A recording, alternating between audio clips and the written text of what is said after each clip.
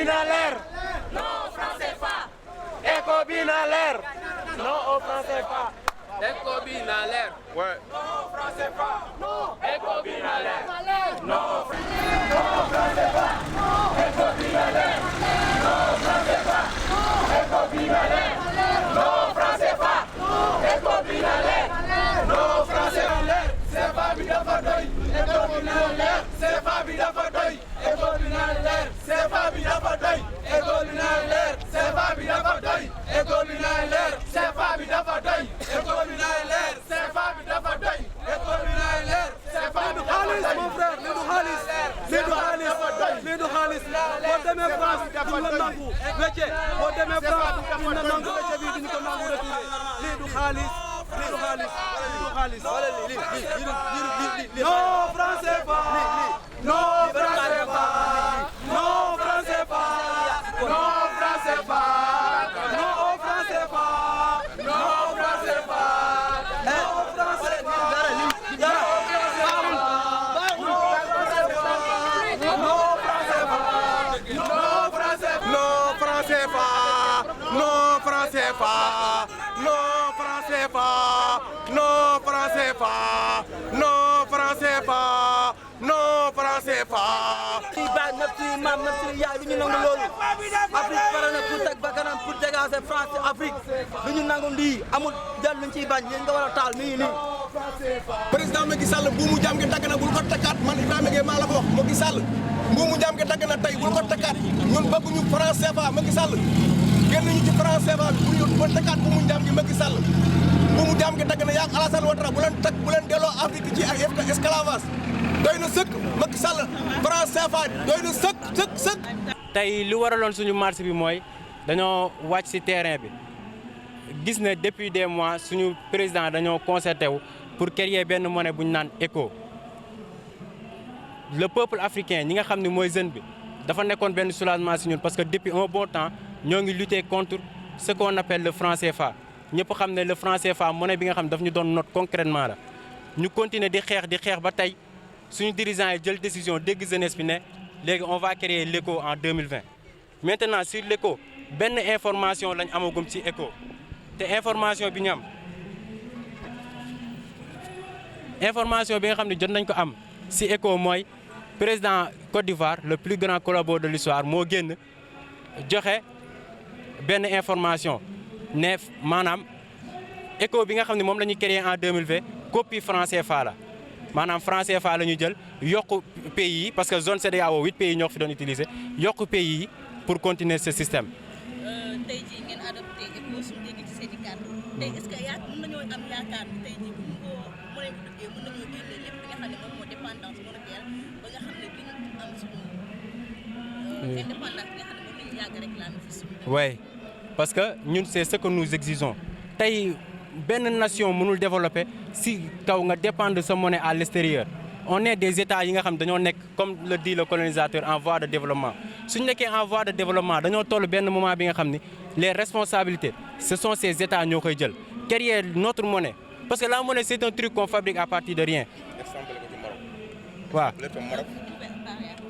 la monnaie c'est un truc qu'on crée à partir de rien pourquoi tey ñu war a jël suñu monnaie di ko créer à l'étranger di ñu exiger nos réserves d'échange di am droit de veto dans nos conseils d'administration est-ce que c'est normal c'est pas du tout normal c'est pour cela tey ñu jug di wax ak askan wi di wax ak suñu gouvernement yi. say kàddu su ma déggee say kàddu maa ngi dégg à chaque fois sooy wax le mot concertation di si ñëw maa ngi mel ni da ngeen a sentir dañ leen a xaw a bette ci defaru ECO bi ñi nga xam ne mooy jeunes africains yi te lan ngay wax ci loolu. parce que tey peuple bi mooy utiliser monnaie bi peuple bi mooy subir les conséquences kon bu ñu écarter le peuple.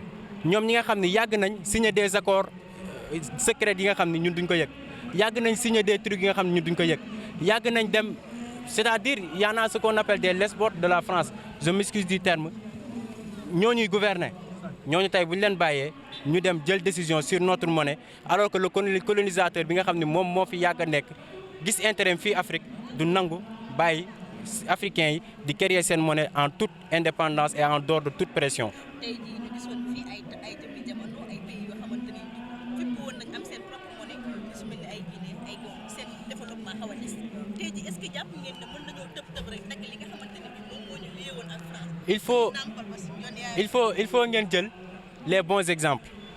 Algérie dafa génn sur le franc CFA en 1963 gis nga Algérie fu mu toll. Guinée en 1958 c'est l'am indépendance am le premier état à être indépendant.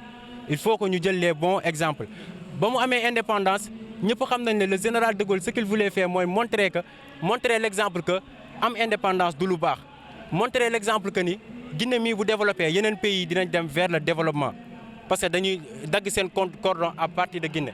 Il fallait donc ruiner la Guinée.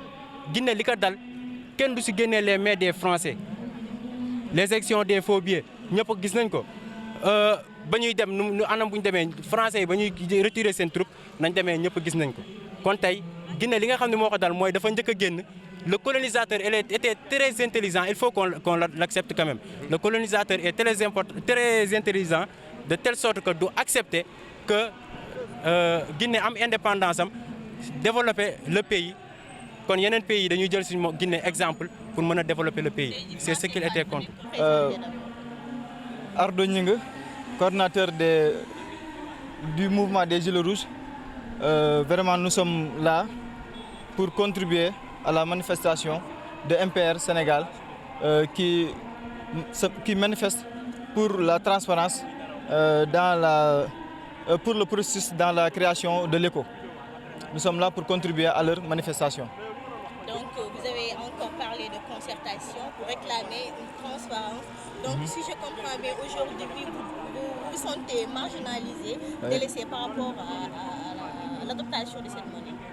Bon, je pense que le représentant de MPR Sénégal, le mouvement panafricain, ils ont bien répondu à vos questions portant sur le but de leur manifestation, parce que nous sommes là pour contribuer à leur manifestation. Donc nous sommes là aussi pour, en tant que mouvement citoyen, vraiment pour apporter notre touche à cette injustice économique qui se trouve au sein de l'éco, au sein du franc CFA, et qu'on ne veut plus qu'il se répète au sein de l'éco. Oui. Aujourd'hui, est-ce que vous pensez qu'on peut, de manière brutale, comme ça, couper le cordon ombilical qui nous lie avec la France? Oui, je l'ai bien dit tantôt, c'est un processus. Un processus, ça ne se fait pas de manière brutale. Processus là. Donc bon, ça ne peut pas venir brutalement quitter du CFA à l'éco. Donc il faut qu'on sache aussi que c'est un processus qui va durer. Donc nous, l'essentiel, ce qui nous importe, c'est la transparence. Donc, vous sollicitez la transparence. Nous sollicitons la transparence. Mais vous êtes d'accord donc avec la monnaie du France? Oui, nous voulons coûte que coûte quitter du franc CFA. Mais on ne veut pas quitter du franc CFA et retourner du franc CFA dans une autre manière de changer de nom, pas changer définitivement les faits là. Le fait que vous parlez à chaque fois de concertation, c'est comme si vous doutez quelque chose de louche par rapport à l'organisation et tout, ou bien vous vous sentez exclu? Bien sûr, si le président Alassane Ouattara dit que l'éco, c'est une autre forme du franc CFA. Donc, bon, ça crée le doute. Donc, bien entendu, on va avoir du doute à cela.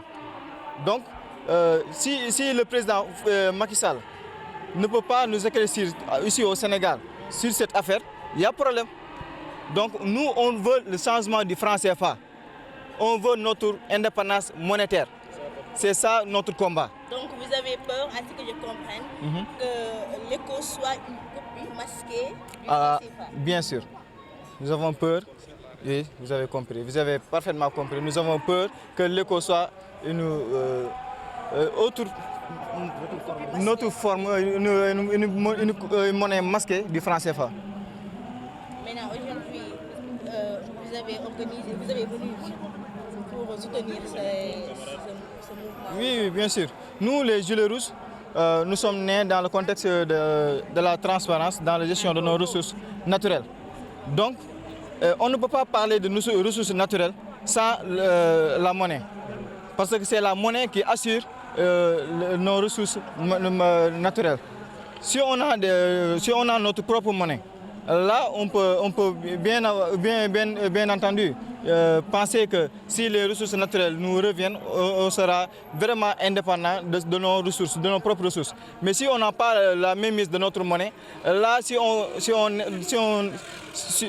se manifeste chaque jour sur les ressources naturelles. Maintenant, est-ce que vous pensez que cette monnaie-là va être guise de liberté, de sécurité internationale? Bien sûr, bien sûr. Quoi? Avoir notre monnaie comme ici en Afrique, dans la zone UEMOA, donc ça va nous garantir notre indépendance économique.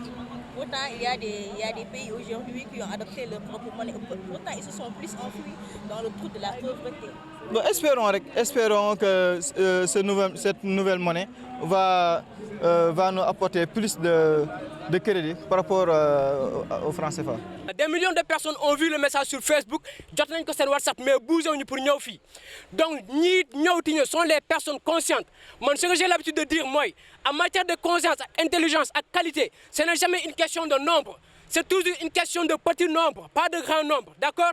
Donc, tey jii lu ñu am fi ñu dañ koy sant Yàlla bu baax a baax parce que xam nañu y a quelque chose qui est né. Il y a une flamme qui est là et la jeunesse africaine est prête à enflammer ça, à continuer à alimenter cette flamme. Donc, dañ leen di jaajëfal bu baax a baax. Ñun ñëpp xam nañ ni Sénégal li ko ëmb mooy li ñu naan le système LMD. Système LMD mooy lutte, musique ak danse. Tey jii nii war na si c'était de la musique fii nii diñu fi gis média yëpp. Bu fekkee ne bëri la diñu fi gis média yëpp, bu dee leneen nag leneen diñu fi gis média yëpp. Mais lii intéressé wu leen. Woy nañ ni que li jëm ci avenir Afrique intéressé wul média yi. Leen intéressé mooy foo.